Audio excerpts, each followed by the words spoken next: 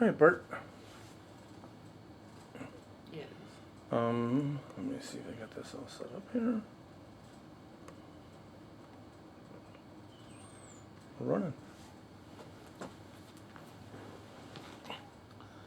And you are? I am the mother. Your name? My name is Judith Abernathy. Middle name? Judith Laureen Abernathy. Were you named after anybody? Yes, as a matter of fact, my godmother's name was Laureen. I don't know her last name, but I was given her middle name when I was baptized because she was my godmother. Then Judith is? Judith is biblical.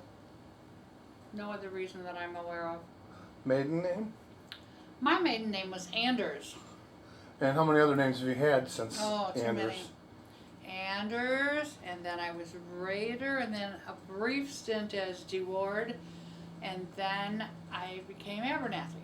I've been Abernathy for 21 plus years. What day were you born? April 8th, 1939. It was a Saturday, the day before Easter, and until this year, 2007, this was the first year in my whole life that my birthday was actually on Easter. Where were you born? I was born in Chicago, Illinois, Evangelical Hospital. I still have the hospital bill. My mother was 10 days in the hospital. The bill was $135. And speaking of Grandma, what was Grandma's name? Grandma was Clara Bazine, Clara Louise Bazine, born in 1911, June 17th, 1911. What about Grandpa? Grandpa Anders was... your father. I'm not sure exactly when he was born. He was born in Pecatonica, Illinois. But I don't have March 8th, but I'm not sure of the year. And his name? Elvin Wilhelm Anders. And what about your grandparents? I don't know a lot about my grandparents. My father's parents lived in Pecatonica. I was young when they died. I only have very vague memories. His mother was, she had in later years a mental disorder, which I believe now we probably would say was dementia. And I kind of have a memory of her, I don't even know if it's real, that she would like stand in the stairway, and just kind of like hide a little bit. My father looked very much like his father. They were a farming family, and like I said, I was young when they died. I don't know. Where's Pecatonica? Pecatonica is a suburb of Rockford. It's just the other side of probably between Belvedere and Rockford. My mother's parents, I was 9 months old when my Grandpa Bazine died. I've been told, and I have a memory that isn't true for sure, of walking before he died. I was 9 months old when I walked. I was tiny.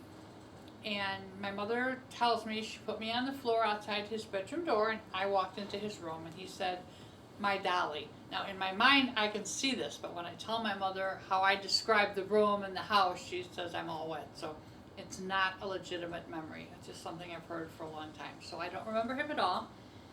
My grandmother, my mother's mother, died when I was 13 years old. She lived in Chicago on Western Avenue in a huge, beautiful house that we used to visit. And when she became ill, or for whatever reason, I believe she had a heart attack, she moved in with my mom and dad, lived there for a long time, and she was 13 when I died. She had a stroke and then died. She was 13 when you died. I was 13 when she died. Oh, I am so sorry. What I remember about her, she had very, very long gray hair. I remember this now because I don't cut my hair any longer. She used to braid it. I don't ever remember her with her hair down except when she was braiding it. And she would come up with this long, skinny braid. I would have to say 3 feet long. And she would wrap the braid into a bun. That's about all I remember her. I had an aunt that also moved in with my mother, Aunt Eleanor, Nora, and she lived with my mother after my grandmother died. Grandpa have any brothers or sisters? Grandpa Anders Yes. has 2 sisters and I believe 1 brother. There's Arthur, I remember, Zeta, and Hulda. And if there are more others, I don't know. They weren't really a close family. We would see them maybe once a year at the most at some sort of, Thanksgiving or some sort of a get-together. But What about Grandma? Grandma Anders had one brother, or one sister, Nora, and she had two brothers, Ted and Art, and they both, I was young when they died. I don't remember what Art died of. Ted died of Hodgkin's disease, so that was probably the cancer in the family. Now, do you know anything about when Grandpa Anders met Grandma Anders or anything like that? Or I think they met on the beach in Chicago. My father only had one job. He worked for U.S. Steel, so I'm assuming that after he left Pecatana, he came here and took that job.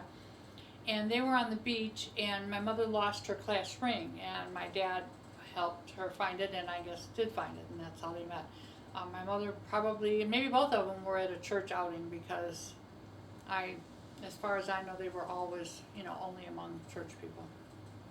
no, Grandpa worked at U.S. Steel for Forever. He worked there, it was his only job. And doing.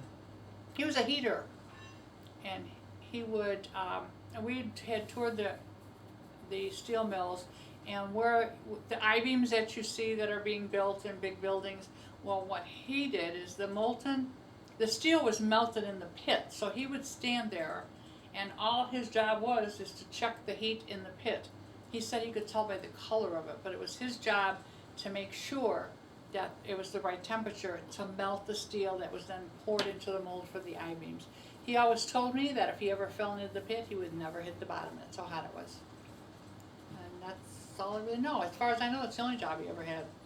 Well, we know that he had other jobs after that. After that. Grandpa never served in the service, did he? He did not, because working in the steel industry exempted him because it was a critical industry. So he never served. That was his service. What about Grandma?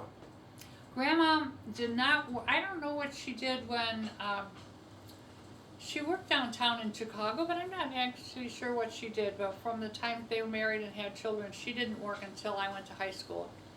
Her job, she started out working I went to Luther High School South, and as part of their expansion, they had a fundraising effort, and she was a volunteer with the fundraising organization.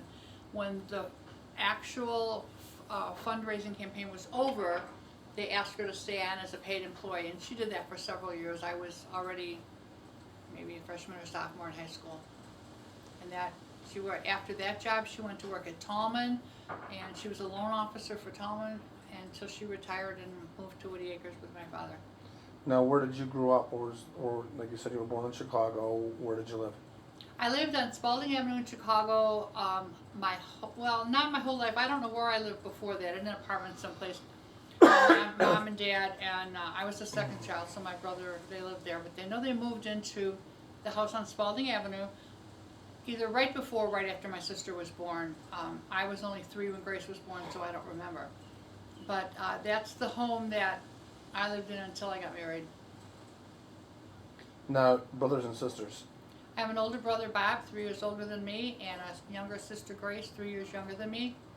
And my brother Bob died last year, about a year in February. He lived in Arizona before he died. Now, where did you go to grammar school, kindergarten? Oh, I was so old we didn't have kindergarten. So I first went to school in first grade to Nazareth School, which was right across the street from where I lived. Actually, it was 5 houses down. And it's at the end of the block, right? At the end of the block, right. Nazareth Church and School. And I graduated from that school 8th grade, and from there I went to Luther South. Graduated from Luther South in 1957. Went to Northern Illinois State Teachers College in 1957 in fall. 1958 it became Northern Illinois State College, and the following year Northern Illinois University as you know it today. Now, when you were at Luther South, is Luther South still around? Luther South is still there, yes. Its cultural dynamics have changed considerably, but it is still there. Still a parochial school? Or? It is still, yes, it is still affiliated and run by and probably supported by the Lutheran Church, still. Now, when you were in high school, who'd you date? Well, in high school, my brother was 3 years older than me, so as a freshman, he was a senior. That made life difficult. And we didn't date like kids do now. We didn't date freshman and sophomore, anything we did was really on a, group thing, going to basketball games. But I developed a crush on a football player, and I'll have to say probably in my sophomore year. His name is Dave Lenhart, and he just, I don't think he knew I existed. My brother, where you thought would help, didn't. But as it turned out, after my brother graduated, somehow Dave and I hit it off, and we went steady for his senior year, which would have been my sophomore year. And then he graduated, and we still were going out, but when I went away to college, it just kind of fizzled. Now, what activities did you do in school?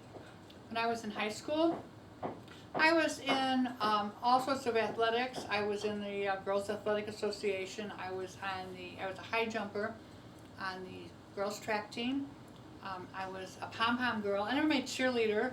I always wanted to be a cheerleader, but we developed a pom-pom squad, and I had very rudimentary baton twirling skills, and so I was on the pom-pom squad.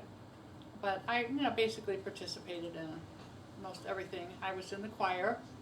I was in the art club, and we did a lot of, art scenes and the like for plays and concerts. What was your favorite class? I don't know if I had a favorite class. I did enjoy choir. I guess I wasn't good because I never got a leading role in any of the productions, but I did not dislike anything. Had some unusual experiences. I took German for 3 years, and my German teacher was very, very, very German, and unfortunately very, very educated. He had a PhD teaching, high school students, and we didn't have a lot of respect for him. But we learned German, and we did well. I guess when you say favorite subject, I did like home ec. My school was small. The fundraising effort built an addition where they opened up a home ec lab. I was already a junior before I had my first experience in a home ec lab, and I liked it so much that that's when I made up my mind to go to college to become a home ec teacher. That was my goal. And I got involved in sewing at that time, which I dearly loved. Not so much cooking, but I did both of those. But they tried to talk me out of that when I went to college. My advisor thought that I was wasting my time to learn, study home ec in college. But nevertheless, I did study home ec in college. I was going to be a teacher. However, after my junior year, I became a mother instead of a teacher. So that was the end of my schooling. Now, how old were you when you graduated high school? I was 18 years old. So I was really older. That because the cutoff for going to school, they move that every year. And I was born April 8th. I think the cutoff was the 1st. So my mother had a choice. She could have either pushed a little bit, gotten me in school the year before, but decided that it would be better for me to stay behind, be a little older, a little more mature. Why did you take 3 years of German? At that time, I think it's because of a German heritage. The family, it wasn't like today where people in your community spoke a different language. Everybody spoke English, and I just, because of the heritage, I think is why I spoke German. It might have been a spoken language at home, but not to a great extent. Maybe my mother and my grandmother, if they didn't want me to understand something, but it was not really a spoken language. Just, I remember Grandma speaking German a lot. Yeah. And I remember going to my German teacher and asking him what a couple of key words were. Yeah. And he said never to repeat those in class again. I don't remember that. My Aunt Nora, who was mentally, she was just like a child or a young girl, and she used to think she was swearing at us in German, but translated, it meant you're a little devil. Du bist der kleine Teufel. And that Teufel is devil, so that was about the worst that she ever came up with, but I don't know any swear words in German. I'll tell you off the film. That's okay, I'm sure you know them, but... Scheistkopf. Well, that Yes. hardly needs a translation. Yes, but, we knew what it was, but there was a couple other ones. Top of his head, so... What is your ethnic background? As far as I know, German on both sides. Because of being light-skinned and fair-skinned and blonde, people always thought we were Swedish. But to my understanding, it was all German on both sides. My mother's grandfather, so that would make it my great-grandfather, was born in Germany. He was a German Jew. But that's basically all I know. At that time, which would have been early 1900s, to be Jewish was a disgrace, and so it was kind of hidden. So I don't really know that much about him, other than he came from Germany, and he was a Jew taken in by a German family and raised in a German. So there's a little bit of Jewish in her. Yeah, Okay. 1/16th on my generation, so 1/32nd on yours. Okay. I'm actually trying to track that down because my sister and I got to talking about it, but I'm not quite sure where to go with it because my mother's maiden name was Bazin, Buszin. The Jewish grandfather was a form of Levine, to my knowledge, and no matter how I spell it, I cannot find it on the Ellis Island listing. So whether I spell it Bazin, Levine, Levin, however, so my sister may know more about that than I do, and we're trying to check into it. Okay, now you graduated high school in 57. Mm-hmm. Did you immediately go to Northern then? Yes, that fall I went to right away, first experience away from home, which is a valuable experience because it was the first time in my life that I didn't have to say, Mom, can I go too? We thought we were being smart and we didn't sign up for dormitory space. A girl I graduated from high school, whose name was Joan Rusnak, she and I went to Northern together, but we had this bright idea that we weren't going to we heard how wonderful it was going to be to live off campus. And as it turned out, there were no dormitory rooms available, and there we were, taking our entrance exams and not having a place to live. So we found an apartment. It was actually a converted garage. We'd met a third girl, Pat Ziomic, and so the three of us moved into an apartment for our freshman year. And the difficulty in that was that if we ran out of food, we were always calling home for money. So, you know, there was, living in a dorm, you'll never go hungry. You may not have cigarettes to smoke or whatever else you wanted to do. But the first opportunity, Joan and I moved into the dormitory. Pat left school after one semester. But Or what dorm did you move into? I don't know. Lincoln? I think I moved into, Douglas? no, it would, the dorms that, I think it was Adams. At that time was a senior dorm, but it's where I was able to find a room. And even though it was an upperclassman dorm, I did live in, I believe it's Adams Hall. It's probably an administration building now. Everything has changed. So the names of the dorms that are there now were not there. Yeah, there was a freshman dorm. I can't think of the name of it. I did live in a dorm for a while before I moved into Adams. And you said that you majored in home ec. What did the counselor suggest that you go into? Well, even just education, secondary education, he kind of pushed, I think, more to the science level. I was a good student, not an A honor roll student, but maybe a B honor roll student in most cases. And he just, you know, I think that's a kind of a sexist issue, that why does a woman have to learn how to be a wife? And I guess that's what he was thinking. Now, did Uncle Bob go to college? My brother went to college, but only shortly. I don't know if he even went a whole year, maybe only a semester, but Where did he go? he also went to Northern. Everybody went to Northern. Aunt Grace? My sister never went to school. Never went to college. Okay. Now, growing up in the 50s, let's talk about that a little bit. What Well, was good about it? What was bad about it? well, I remember I went to a parochial school, so things, as I recall, were not what they're pictured, you know, on TV. We didn't even dance in high school. My parochial school, we had no dances, and that came much later.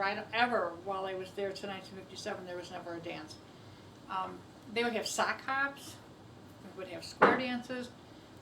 Fashion-wise, we dressed in bobby socks and saddle shoes, and the girls only wore skirts. The only time I ever wore pants of any kind was on a Saturday, maybe a Sunday. I always wanted Robux jeans. They were whatever the most expensive things, and I wanted Robux jeans. I guess I got my first pair of Robux after I was babysitting, and so jeans was definitely strictly a Saturday, clean in the house type of thing. We never wore them any other time. Now, how's it Spalding? Did you have your own room? Did you have a shared room? My sister and I shared a room. Sometime, I remember when my sister was born, there was really only 2 bedrooms in that house. My parents had one, my brother had another, and we had like a sun porch, and it had doors that closed. My sister and I, I don't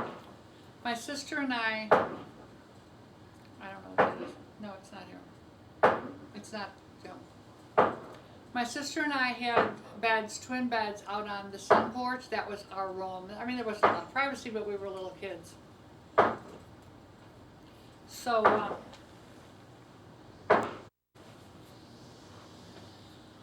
where were we? The bedrooms. Oh, the bedroom. So my sister and I had, those rooms on, and there. Later on, my father built a dormer on the house. He actually hired a contractor to put the shell up, cut the hole in the roof, put the shell up. My dad did everything else. He did the drywall inside. I don't know if he did the plumbing, but he did everything else. Is that the upstairs? Upstairs. There were 2 more bedrooms upstairs and like a half bath. It just had a sink and a toilet, no Right. shower, nothing. And then my sister and I still shared a room up there. My aunt, I think for a while my aunt had that room, and then after she was not able to negotiate the stairs, I think she had the room downstairs, and my That used sister. to be Uncle Bob's room then? I don't know. I think he might have been married by then. The one downstairs that was Uncle Bob's Yeah, room, right? Nora. yeah. Uncle Bob was downstairs, and Grace and I shared a room upstairs, and then I went away to college, and I never really came home except for summer.